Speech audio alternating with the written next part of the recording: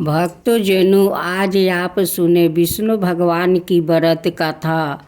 विष्णु भगवान की जय हो, विष्णु भगवान की जय हो। महाराजा उचितान की दो रानी थी।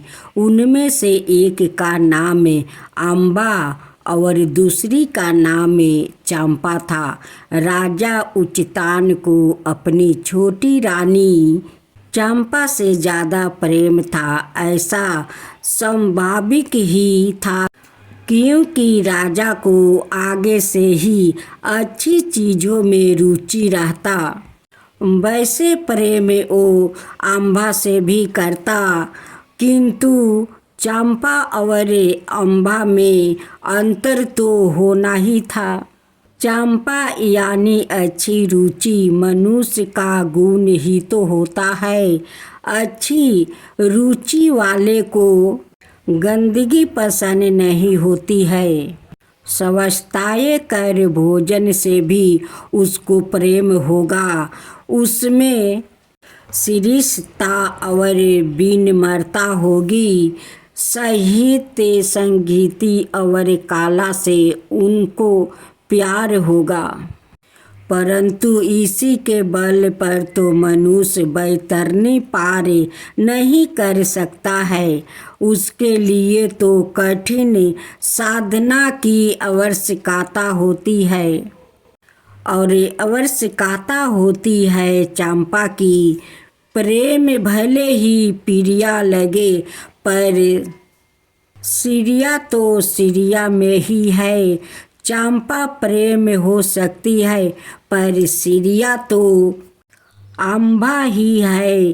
चंपा में कोई जोखिम नहीं है, पर अम्बा पर चढ़ना तो खरे की धार पर चलने के समान है। चंपा में जिंदगी भले ही चैन से कट सकती है, पर अम्बा के चाहने वाले को तो अपने सिद्धांतों के लिए मर मिटना भी पड़ता है। किंतु राजा उचितान तो दो घोड़े पर एक साथ सवारी करना चाहता था, इसलिए यद्यपि चंपा और अम्बा दोनों ही उसकी पत्नियां थी, फिर भी चंपा के प्रेम में फंस कर उसका पैर ढीला हो गया। फल यह हुआ कि राजा का आकर्षण चंपा की संतान के प्रति बढ़ता गया। अम्बा की संतान दुरूप के प्रति उसके मन में उदासीनता हो गई। चंपा के पुत्र का नाम था उत्तम। राजा को उत्तम भोजन, उत्तम वस्तु, उत्तम कला और उत्तम संगीत का प्रेम अपनी ओर खींचता था। और अम्बा की संतान दुरूप जो अचल है, स्वस्थ है, जो सत्य है, उससे राजा को उदासीनता हो गई। राजा के इस आकाश पंछियों प्रेम का बड़ा दुष्ट परिणाम निकला, जो आगे चल कर एक कभी ना भूलने वाला कारण बन कर रह गया। हुआ यह है कि एक बार जब राजा उचितान अपने राजमहल में बैठा हुआ था, तो बालक दुरूप कहीं से खेलता हुआ उसके निकट आ पहुंचा और उसने अपना पिता की गोद में बैठना चाहा। उस समय राजा की गोद में चंपा का पुत्र उत्तम बैठा हुआ था। राजा ने दुरूप से कहा, पुत्रा दुरूप, तुम अभी थोड़ा और बाहर जाकर खेलो। अभी मेरी गोद में उत्तम बैठा है। रानी चंपा भी उस समय वही खड़ी थी। उसने 5 बरस के बालक दुरूप की और उपेक्षा भरी दृष्टि डालते हुए मुंह बिचकार कर कहा, अरे अभागे, तुझे पिता की गोद में बैठना था तो पूर्व जन्म में तपस्या करके मेरे गर्भ से जन्म लिया होता। बात बेहद तीखी थी। बालक दुरूप के हृदय को बेध गई। उसे अपने पिता और बेमाता के व्यवहार से भारी ठेस पहुंची। वो रुआसा हो गया और दुखी मन से अपनी माता अम्बा के पास जा पहुंचा। दुरूप की माता अम्बा ने जब अपने बेटे को उदास और रुहासा देखा तो प्यार से पुचकार अपनी गोद में बैठाया और उसके सिर पर हाथ फेरते हुए पूछा, पुत्रा, क्या बात है? तुम इतने उदास और रुआसा से क्यों हो? माँ का प्यार पाकर दुरूप का गला भर आया। उसने पिता के उपेक्षित व्यवहार और बेमाता द्वारा मारे गए ताना की बात अपनी माता को बताई। दुरूप की बात सुनकर अम्बा की आंखें से भी दुख के आंसू बहने लगे। दुरूप ने कहा, माँ रोवो मत, अब मैं यहाँ नहीं रहूँगा। मैं अब पिता की गोद से भी बड़े आसन पर बैठने की योग्यता प्राप्ति करूँगा। मैं वन में जाऊँगा और भगवान से प्रार्थना करूँगा कि मेरी माता की कोख को बेमाता की कोख से ज़्यादा प्रतिष्ठ करे। माँ रोकती रही किंतु दुरूप नहीं माना।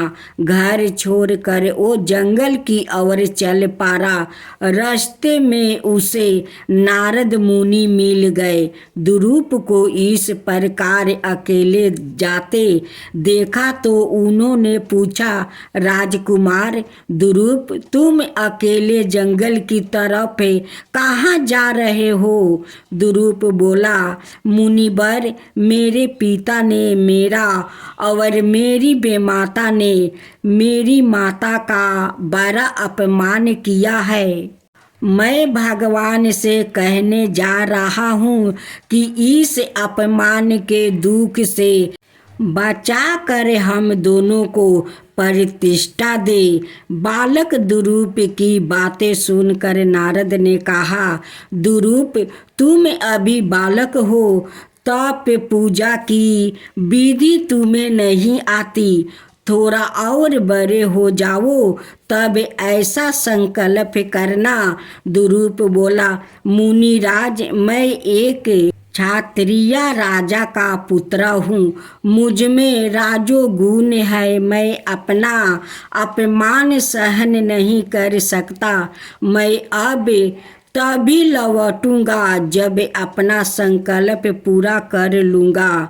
नारद ने दुरूप को प्यार से समझाया, सुनो दुरूप, तुम्हें यदि माना अपमान का विचार है तो भी मनुष्य के असंतोष का कारण मोह के सिवा कुछ नहीं होता, क्योंकि मनुष्य अपने कर्म अनुसार ही इस लोक में माना अपमान यह सुख दुख आदि की भिन्न भिन्न अवस्थाओं के अवशीभूत रहता है। अति बुद्धिमान मनुष्य को चाहिए कि भगवान की विचित्र गति देख कर दैवा से उसे दुख या सुख, आदर अथवा अनादर जो भी प्राप्ति हो उसी से संतोष रहे। मनुष्य को चाहिए कि वह अपने से अधिक गुणवान को देखकर प्रसन्न हो, गुण में अपने से न्यून को देखकर उस पर दया करे और जो अपने समान गुणी हो उससे मित्रता का भाव रखे। ऐसा करने से वो कभी सत्यपत नहीं होगा शिक्षा अच्छी थी, किंतु वो दुरूप को अपने मार्ग से विचलित ना कर सकी। दुरूप समझ गया कि नारद के कहने का आशय इतना ही है कि सिर्फ आवेश में आकर कुछ करने पर उतारू हो जाना ठीक नहीं है। अत उसने नारद से कहा, मुनिवर, मेरे मन में अपने पिता और बेमाता के प्रति कोई दुर्भावना नहीं है। मैं उनका कोई आहित नहीं चाहता है। हाँ, उनके व्यवहार से मेरा मन को जो ठेस पहुँची है, मैं भगवान से उसका निराकरण अवश्य चाहता हूँ। मैं चाहता हूँ कि मुझे अपने पिता की गोद से भी ऊंचा स्थान प्राप्ति हो। मैं यह भी चाहता हूँ कि मेरी माता को प्रतिष्ठा मिले। इसलिए मैं प्रभु की शरण में जा रहा हूँ। नारद जी ने जब दुरूप को अपने संकल्प पर दृढ़ देखा तो उन्होंने उसे आशीर्वाद दिया कि साथ ही उसे प्रभु उपासना की पद्धति भी समझा दिया। दुरूप चला गया।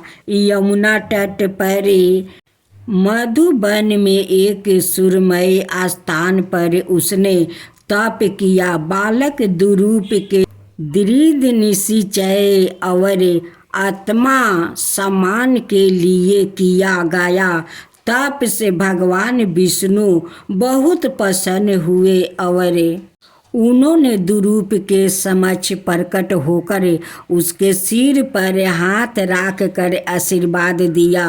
वैसे दुरूप, उठो, तुम्हारी तपस्या पूरी हो गई है।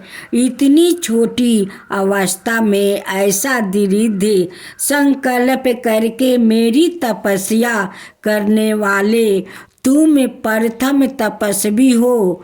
बोलो, क्या वरदान मांगना चाहते हो? दुरूप क्या उत्तर देता? भगवान विष्णु द्वारा उसके सिर पर हाथ रख देने मात्रा ही उसको सारी मनोकामनाएं जैसी पूरी हो गई थी। वो तो बस एक टक भाव से हाथ जोड़कर उनके मुख की ओर देखता रहा। भगवान विष्णु पुनः बोले, बताओ दुरूप, क्या चाहते हो?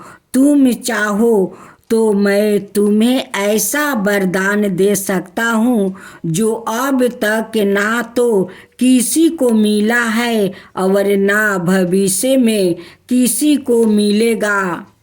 दुरूप बोला, प्रभु, मेरे पिता ने मुझे अपनी गोद में बैठाने से मना कर दिया है और बेमाता ने मेरी माता की कोख का अपमान किया। इसी कारण मुझे तप करना पड़ा। आप प्रसन्न है तो मैं आपसे अपने लिए कुछ नहीं मांगता। आप अंतर्यामी है, सबके मन की बात जानते हैं। आप सवाए ही जो देंगे मुझे वही स्वीकार करना होगा। भगवान विष्णु बोले, बस दुरूप, अब तुम अपने घर जाओ। तुम्हारे पिता और तुम्हारी बेमाता को अपने व्यवहार पर बहुत दुख है। तुम्हारी माता भी तुम्हारे वियोग में बहुत दुखी है। तुम घर वापस जाओ। समस्त लोक के और नक्षत्र मंडलों में तुम्हारा स्थान सबसे ऊंचा होगा। सारे ग्रह, नक्षत्र और सप्त ऋषि तुम्हारी परिक्रमा करेंगे। तुम सबर सत्य पद पर अस्थिर रहोगे। तुम्हारा लोक दुरूप लोक के नाम से विख्यात होगा। यह मैं तुम्हें वरदान देता हूँ। फिर ठीक वैसा ही हुआ जैसा प्रभु ने कहा था। दुरूप घर लौटा तो राजा उचिता ने उसे राजपाट सौंप कर वन प्रस्था आश्रम में चले गए। दुरूप राजगृह पर आसीन होकर प्रजा कल्याण में लाग गया। फिर ऐसा हुआ कि राजकुमार उत्तम एक रोज वन की तलहटी में शिकार खेलने गया। वहाँ यक्षों ने उसे कत्ल कर डाला। पीछे से चंपा उसे खोजने निकली तो वो भी जंगल की आग में जल कर भस्म हो गई। दुरूप ने अनेकों बरस खुशलाता पूर्वक प्रजा के सहायकों से शासन का कार्य किया और जब उसकी आहु पूरी हो गई तो शरीर को त्याग कर वो सीधे वैकुंठ लोक में पहुंच गया। वो आज भी दुरूप तारे के रूप में अंतरिक्ष में विद्यमान है और रात्रि के अंधेरे में राहु भूले पथिकों को दिशा का सही ज्ञान प्रदान कर रहा है।